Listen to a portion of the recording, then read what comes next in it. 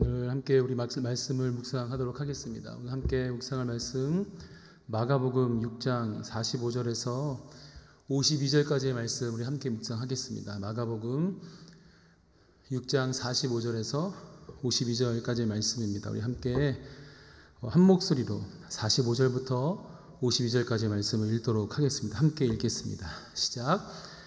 예수께서 즉시 제자들을 재촉하사 자기가 무리를 보내는 동안에 배 타고 앞서 건너편 벳세다로 가게 하시고 무리를 작별하신 후에 기도하러 산으로 가시니라. 저물매 배는 바다 가운데 있고 예수께서는 홀로 무태 계시다가 바람이 거스름으로 제자들이 힘겹게 노젓는 것을 보시고 밤 사경쯤에 바다 위로 걸어서 그들에게 오사 지나가려고 하시매 제자들이 그가 바다 위로 걸어오심을 보고 유령인가 하여 소리 지르니 그들이 다 예수를 보고 놀람이라.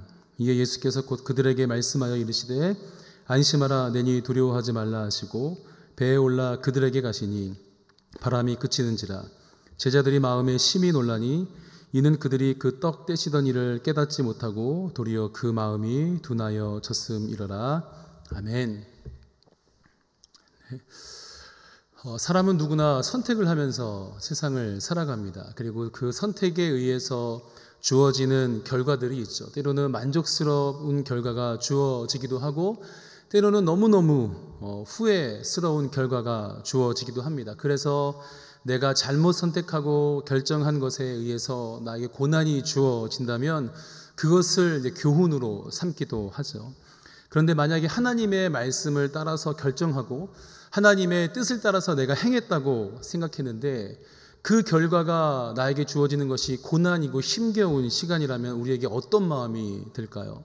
나는 분명 이렇게 하고 싶은데 하나님께서 저렇게 해라 이렇게 말씀하셔서 저렇게 했을 때 주어지는 결과, 그런데 그 결과가 너무너무 힘든 거친 파도와 같은 상황이라면 그 파도와 마주쳤을 때 우리의 마음이 어떨까 하는 겁니다. 오늘 본문 예수님의 제자들이 그런 상황과 마주하고 있어요. 45절을 읽어보면 이렇게 말씀하고 있습니다. 예수께서 즉시 제자들을 재촉하사 자기가 무리를 보내는 동안에 배 타고 앞서 건너편 벳세다로 가게 하시고 그렇게 말씀하고 있습니다.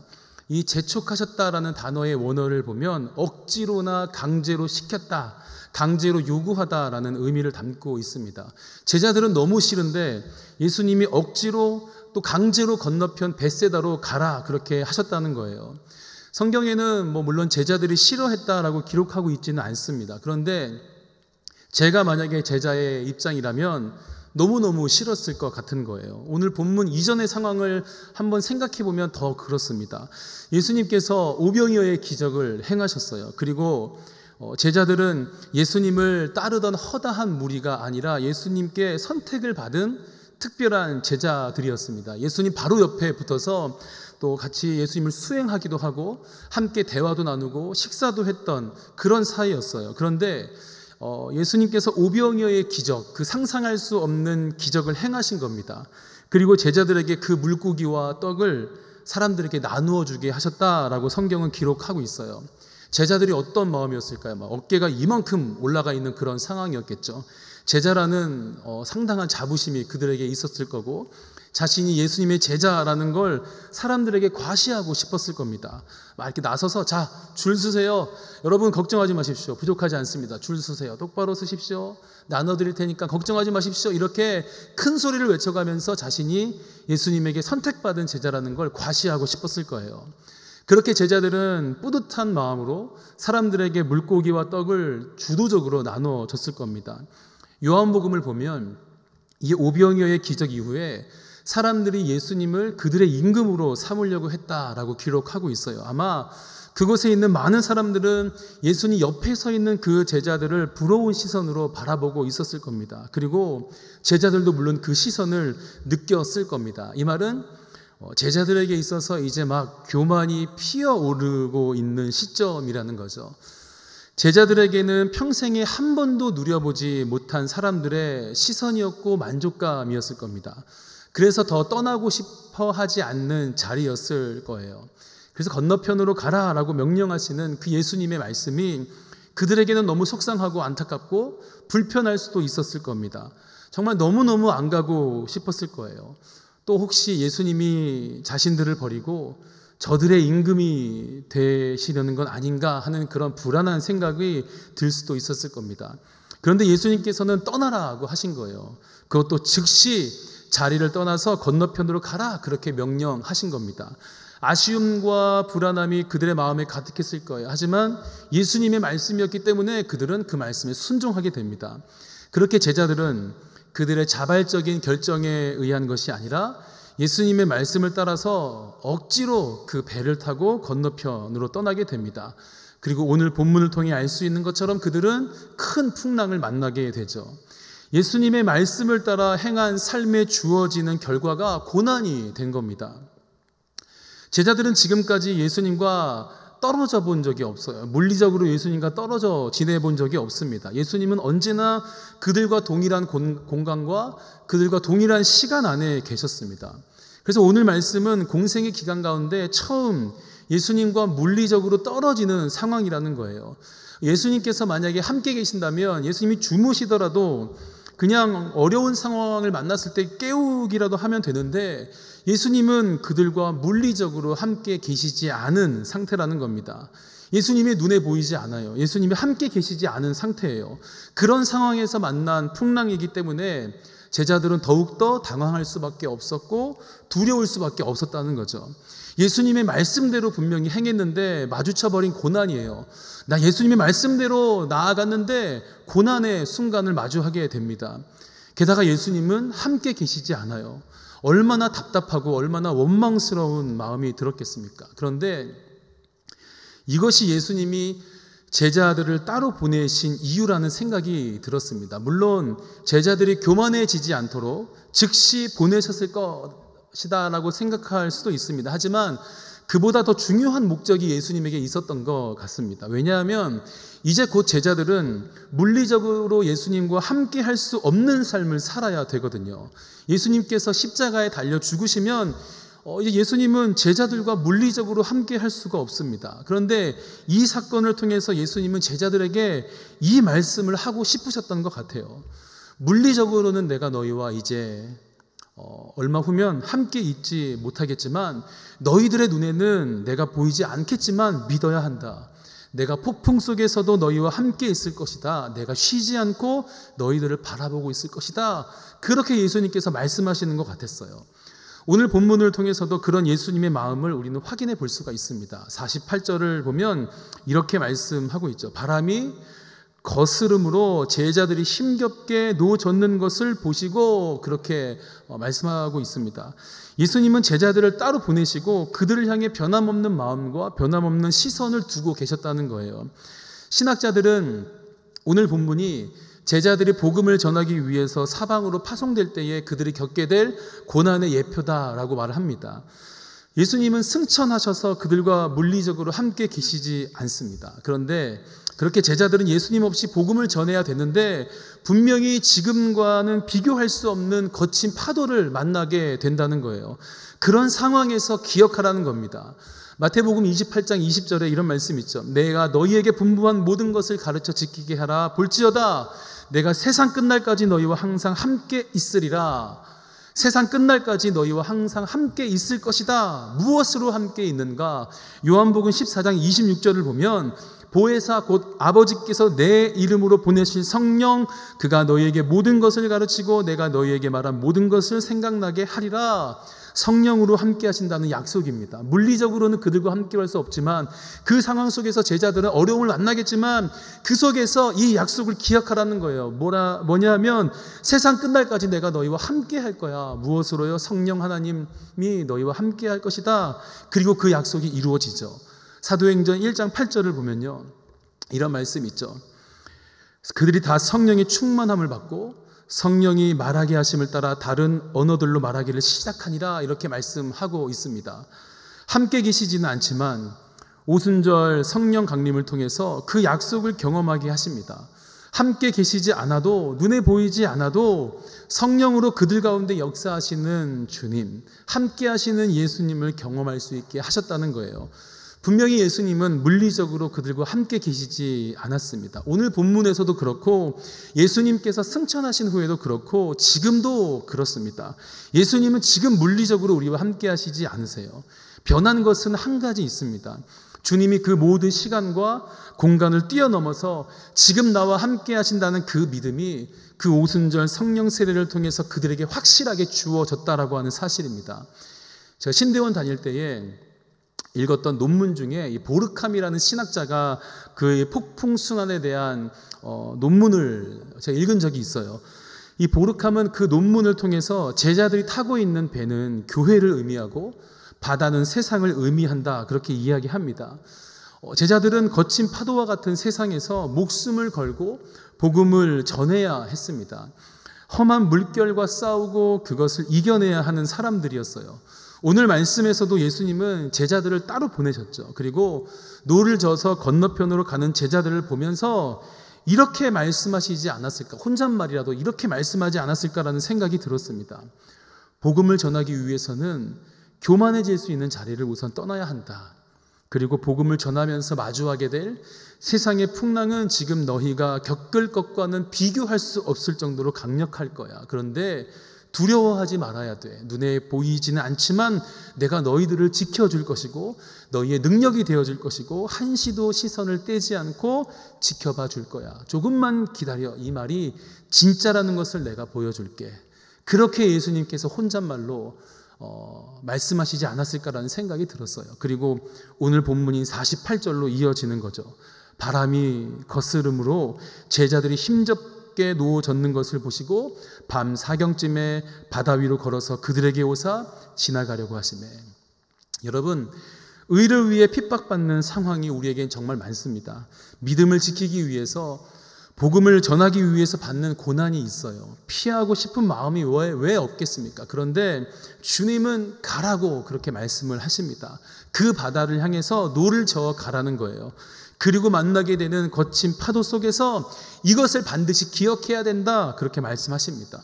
오늘 말씀을 통해서 거친 파도가 우리를 향해 와도 우리가 거침없이 담대하게 노를 저어갈 수 있는 이유, 그리고 그렇게 우리가 노를 저어 나아가야 되는 이유를 좀 살펴보도록 합니다. 46절부터 48절을 한번 읽어볼게요. 좀 길지만 한 목소리를 함께 읽겠습니다. 시작. 무리를 작별하신 후에 기도하러 산으로 가시니라. 저물매 배는 바다 가운데 있고 예수께서는 홀로 무태에 계시다가 바람이 거스름으로 제자들이 힘겹게 누워졌는 것을 보시고 밤 사경쯤에 바다 위로 걸어서 그들에게 오사 지나가려고 하시매. 거친 파도가 우리를 향해 와도 우리가 담대하게 노를 젓고 나아갈 수 있는 것은 주님은 우리 앞서 기도하시는 분이시고 반드시 우리에게 찾아오시는 분이기 때문이라는 겁니다.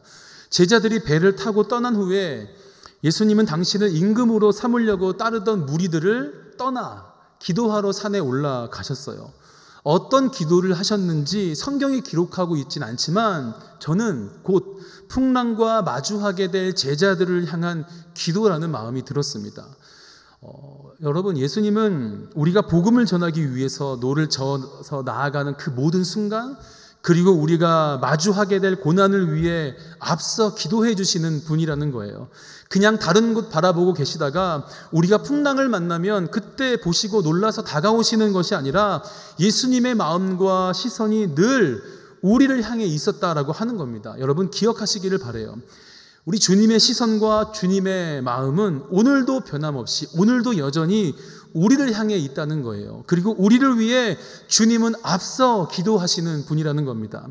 복음의 삶을 살면서 마주하게 될 예상하지 못할 고난, 거친 파도와 같은 상황을 위해서 그 누구보다 주님은 먼저 앞서 기도하시는 분이라는 거죠. 그리고 멀리서 기도만 하시는 것이 아니라 반드시 우리에게 찾아와 주시는 분이라는 겁니다.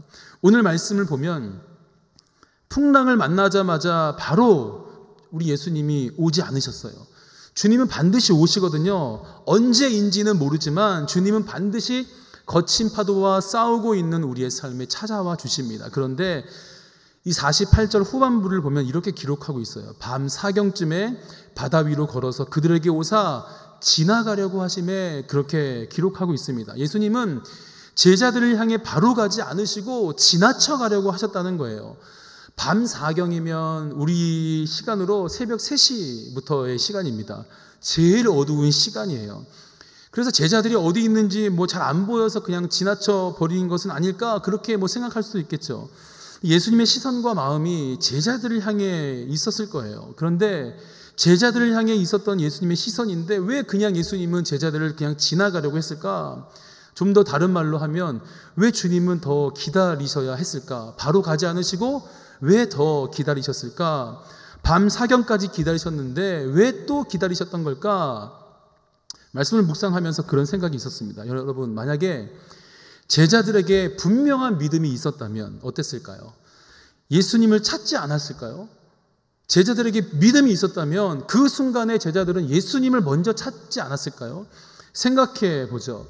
제자들이 그냥 지나가려고 하시는 예수님을 발견하고 뭐라고 소리를 질렀는가 하면 49절에 유령인가 그렇게 하여 유령이다 그렇게 소리를 질렀다고 말씀하고 있어요. 이 말은 그들이 풍랑 속에서 예수님을 찾지 않았다는 거예요.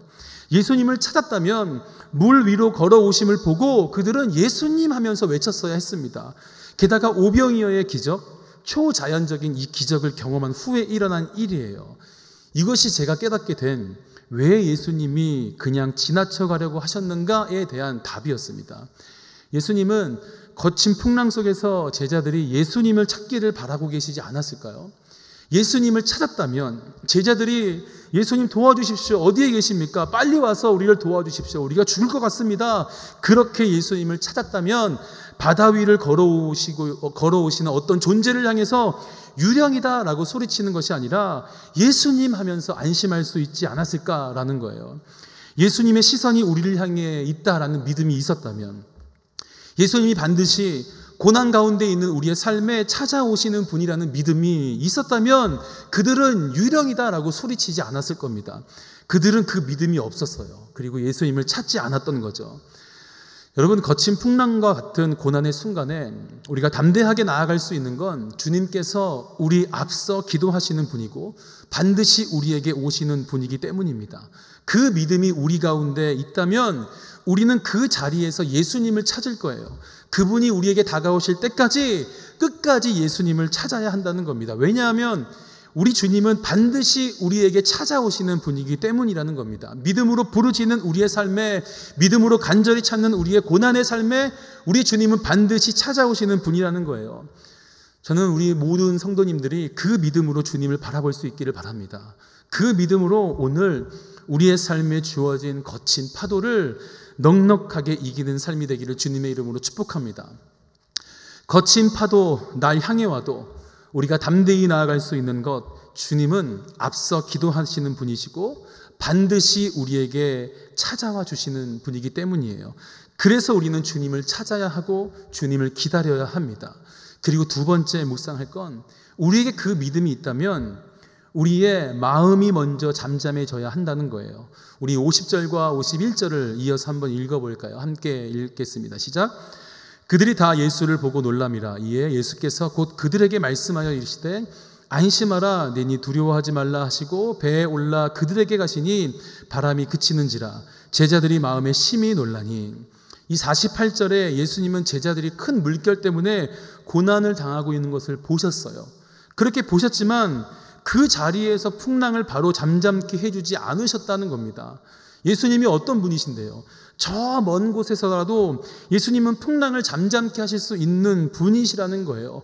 제자들에게 풍랑이 찾아왔을 때 예수님이 그것을 발견하자마자 풍랑아 잠잠해져라, 그렇게 잠잠케 하실 수 있는 분이라는 겁니다. 지구 반대편에서 몰아치고 있는 거친 파도도 그냥 잠잠케 하실 수 있는 우리 주님이라는 거예요.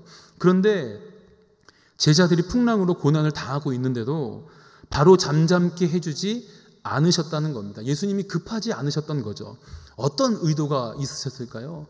예수님은 풍랑에 앞서 제자들의 마음이 먼저 잠잠해지기를 원하셨던 거예요. 50절 말씀을 보면 예수께서 곧 그들에게 말씀하여 이르시되 안심하라, 내니 두려워하지 말라 하시고, 상황 때문에 우리의 마음이 잠잠해지기 전에, 풍랑이 그 거친 파도가 잠잠해지기 전에 예수님의 말씀으로 먼저 우리의 마음이 잠잠해지기를 원하셨다는 겁니다. 이 말은 믿음으로 우리의 마음이 먼저 잠잠해지기를 바라신다는 거예요. 상황으로 제자들의 마음 안에 있는 두려움을 사라지게 하신 것이 아니라 안심해라, 나다, 두려워하지 말아라, 그 말씀을 통해서 아직 풍랑은 불고 있지만 제자들의 마음에 가득했던 두려움을 먼저 사라지게 하셨다는 겁니다. 왜냐하면 환경보다 중요한 것이 우리의 믿음이기 때문이라는 거죠. 우리는 상황이 먼저 잠잠해지기를 바랍니다. 우리의 환경이 잠잠케 되어서 그 다음에 우리의 마음이 잠잠케 되는 것을 우리는 생각해요. 그런데 하나님은 환경이 잠잠케 되어서 우리의 마음이 잠잠케 되는 것이 아니라 하나님 때문에 우리의 마음이 먼저 잠잠케 되기를 원하신다는 겁니다. 우리를 위해 앞서 기도하시는 주님을 바라보면서 우리에게 시선을 떼지 않으시고 거친 파도 가운데 있는 우리에게 다가오시는 주님을 바라보면서 우리의 마음이 믿음으로 잠잠해지기를 원하신다는 거예요. 예수님이다, 드디어 예수님이 오셨다, 그것을 바라신다는 겁니다. 그리고 안심해라, 나다, 두려워하지 말아라, 이 말씀을 믿음으로 우리의 영혼이 잠잠케 되고 그 믿음으로 곧 잠잠케 될 거센 폭풍을 바라보고 이겨내는 것입니다.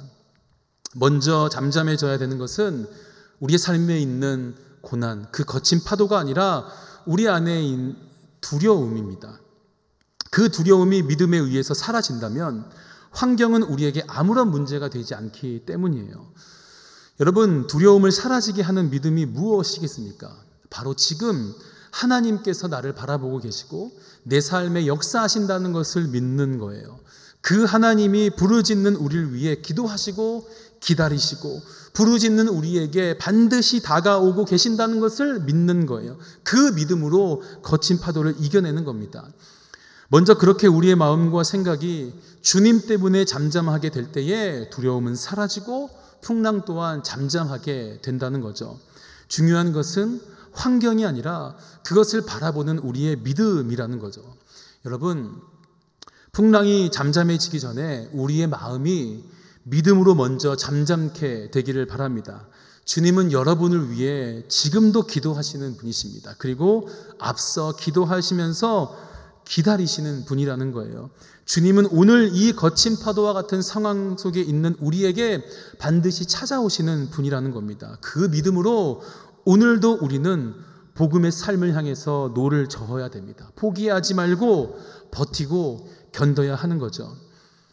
코로나 때문에 더욱 힘겨운 우리의 삶이고 또 교회뿐만이 아니라 모든 사람들이 고난의 삶을 지나고 있습니다. 정말 이렇게 거친 파도가 이 세상을 몰아치고 있던 적이 있을까라는 생각이 들 만큼 모두가 너무 힘겨운 삶을 살고 있습니다.